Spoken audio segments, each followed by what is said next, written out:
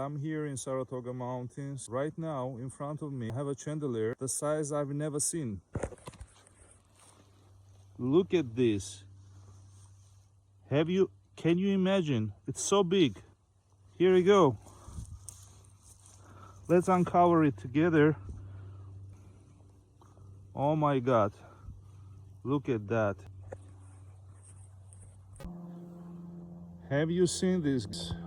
It's clearly 3 pounds. It's so heavy. I can probably feed a family of 6.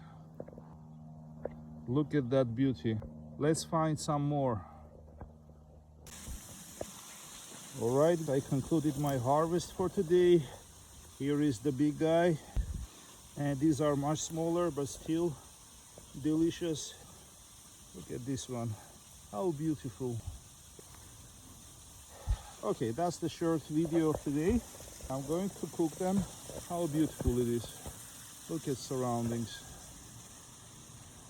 Amazing nature. And that's the present of it. It's the end of raining season finally. You harvest some chanterelles.